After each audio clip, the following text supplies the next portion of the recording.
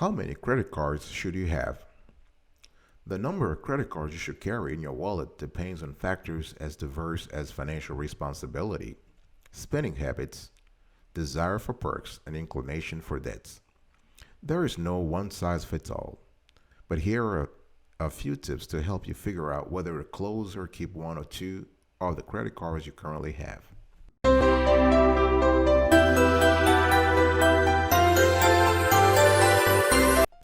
Welcome back, folks, to another edition of Sweetie Kiwi. I hope you are doing fantastic. I'm doing marvelous if you were to ask me. If you're doing as great as I am, go grab a cup of coffee or tea or vodka and let's roll. Today, I want to talk to you about how many credit cards you should have. Now, before I even get into the nitty gritty here, let me give a shout out to Gianna McLean in Lynette, California, Tanner Townsend in Pomona, California, and Martin Walls, the beautiful city of Philbrook, California. So, number one, figure out how many credit cards you need.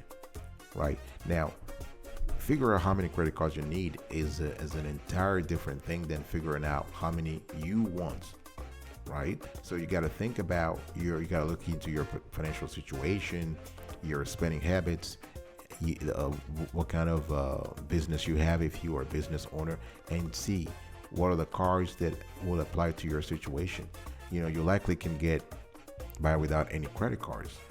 Don't get me wrong, I'm not saying here that you have to get a credit card. No, you don't have to.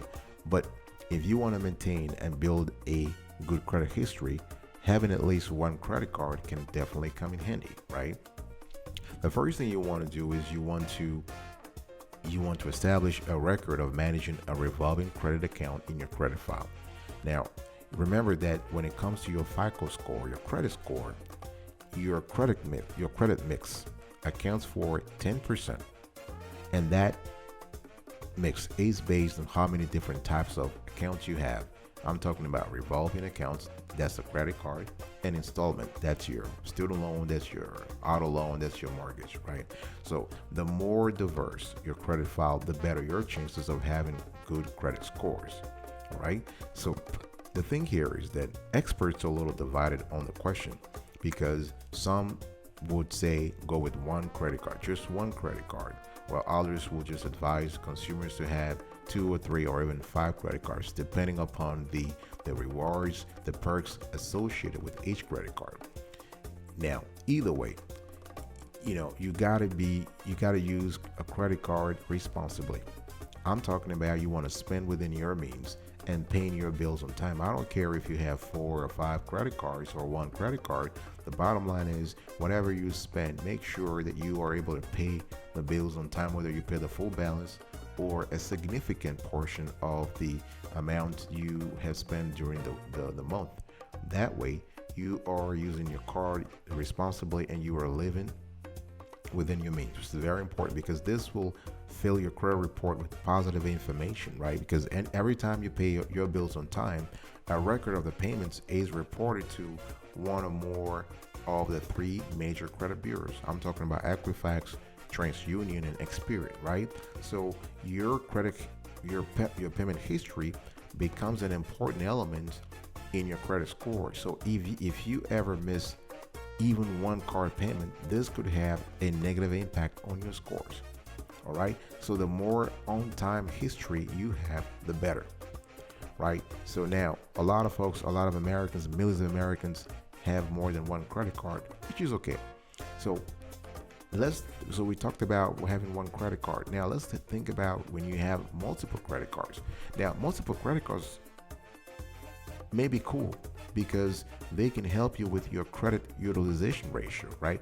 The CUR is the amount of available credit you're using, and this is a key component of your credit score. Now, how do you calculate your CUR, your credit utilization ratio?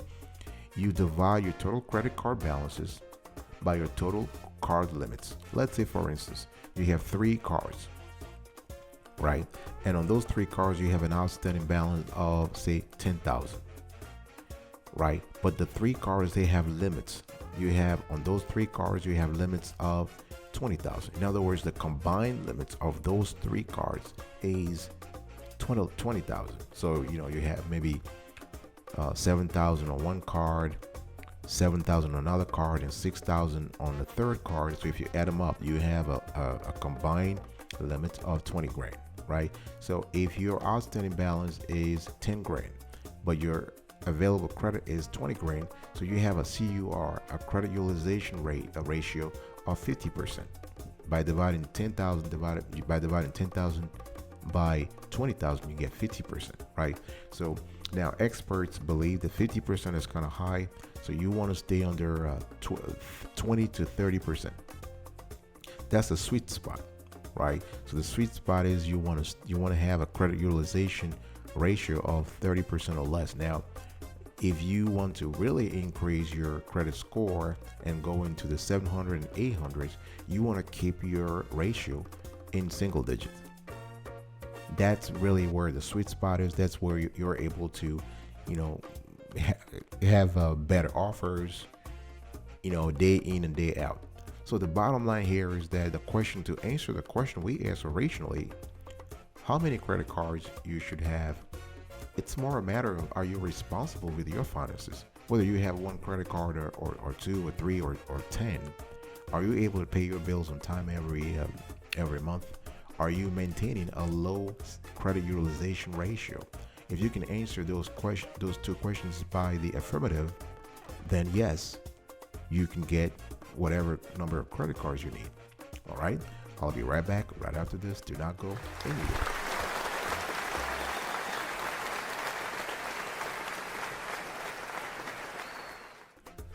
Welcome back, folks, to another edition of Sweetie Kiwi. We're still having a conversation today about credit cards and how many you should have. This seems to be a very important topic, and this topic was suggested to us by some of our fans and listeners and viewers, especially in the beautiful state of North Dakota. So we have Yasmin Bell from Antwerp, North Dakota, Mason Thompson from Morton, North Dakota, and Alex Cook from Dodge, North Dakota. We really appreciate it. We want to say hi to our millions of fans and viewers in the United States, Canada, Australia, New Zealand, Nigeria, South Africa, Brazil, and Germany. We really appreciate your support and loyalty. Now, the thing you wanted to hear, and by the way, if you love the content clarity and quality so far, please consider subscribing to our channel and turn on the notification bell. You want to smash that like button and share and comment. Let us know your experience with credit cards. How many do you have? How many have you had at some point? What's the maximum you've had at some point in time? We want to know everything. Now, you want to know how many credit cards is considered too many. Now, here again, this is not a show about financial advice. There's no rule on how many credit cards is too many, right? It really depends. As I said earlier, it depends whether you're spending too much, you can manage all your payments, you can afford all the annual fees, right? Because you want to make sure they're worth it. And if you're getting good value from each card, so this is very important. And you got to think about risks versus rewards. You got to think about quality versus cost, right? So if you cannot keep up with all your monthly payments, that means that you're spending beyond your means on your cards, right? So consider not using all your cards and leaving one or more of them at home, because if you bring them with you, if they are in your wallet, you might be tempted to spend more than you should, right? So it's very important. Are you keeping up with all your monthly payments? Another way to figure out how many credit cards is considered too many is to see whether you have, you want to add up all the annual fees associated with each to see if the cost of having multiple cards outweighs the benefits you get from using them. I'm not talking here about the APR. I'm talking about the fees. If you have a cards that charge you an annual fee or a monthly or quarterly fee, you want to basically add up all those fees and do a risk versus rewards ratio and see, okay, am I really getting value from this, right?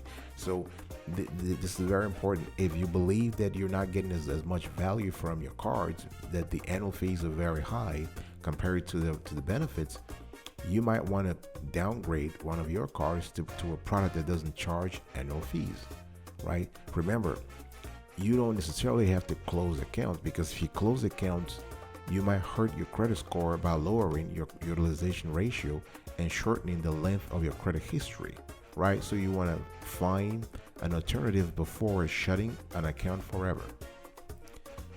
Another thing I want you to think about is you want to know when it makes sense to get another credit card, right?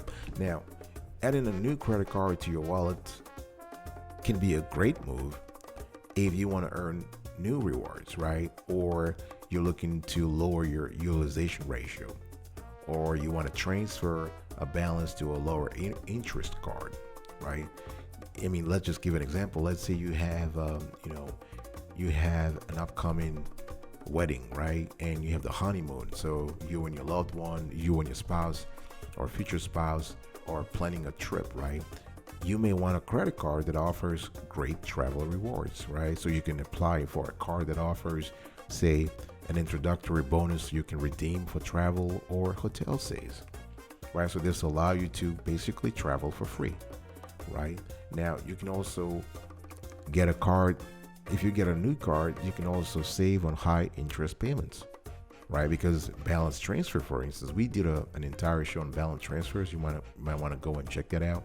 But a balance transfer card allows you to move high interest card balances to a low or even 0% annual percentage rate APR card for a set period of time, right?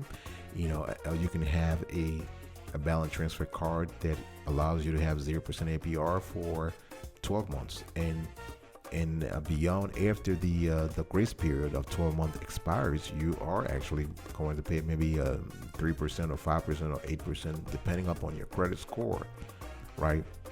Now, remember though that before you have to do a balance transfer, there might be a balance transfer fee.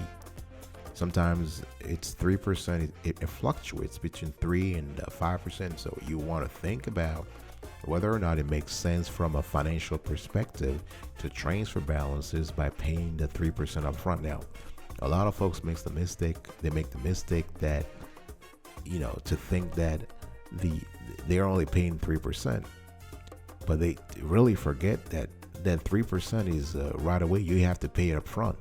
But if you annualize that 3%, that's way more than 30% or 100%.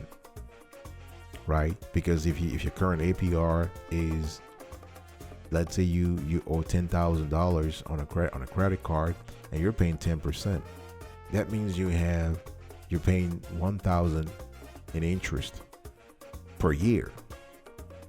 But if you have a 3% transfer fee, you are actually paying $300 to the new card issuer, to the new balance transfer card issuer right away.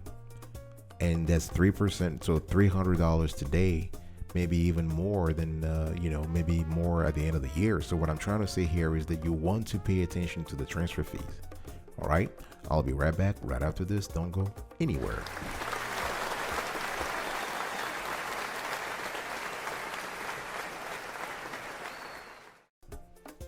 Welcome back, folks, to another edition of Sweetie Kiwi. We're still having a conversation around a beautiful topic of how many credit cards you should have. I mean, I have 3. So, and if you if you love the quality and the clarity of the content, please consider subscribing to our channel, like this content, share, and comment. We want to give a shout out to Freya Thomas in Bolivar, New York. We love our viewers and listeners, especially in New York. Harley Patel in Endwell, New York, and James Elliott in Kenmore, New York.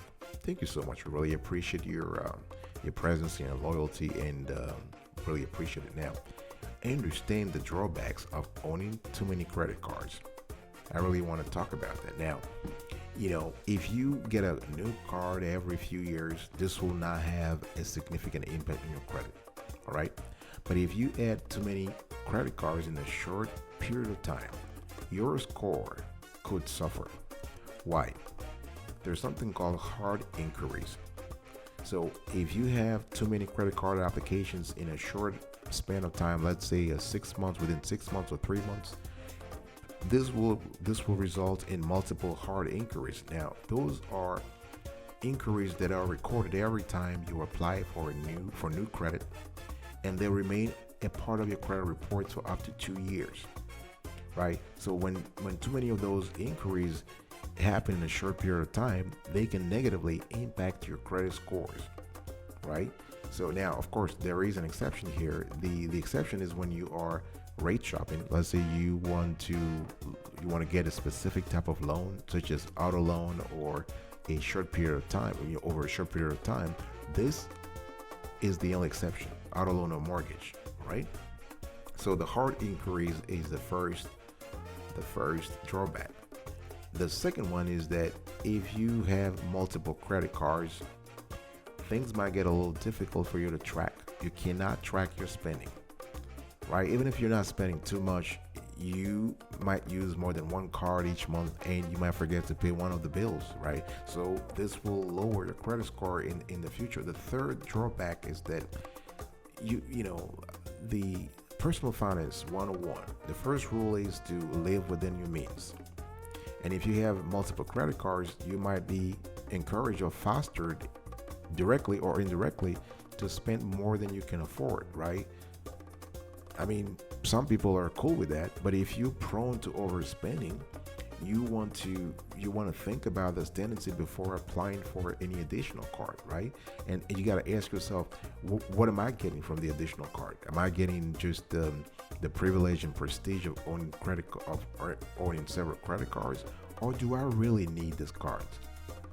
Does the card have any perks, any benefits, any rewards, right? As I said earlier, you have to think about whether it makes sense for you to get a new credit card. So those are the three drawbacks of owning too many credit cards. Number one, hard inquiries on your credit score, on your credit report rather.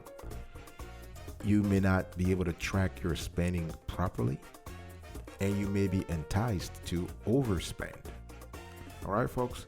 So this is it for today. I want to give you a quick recap of today's conversation. To answer the question, how many credit cards you should have, you want to figure out how many credit cards you need. You want to know how many credit cards is considered too many.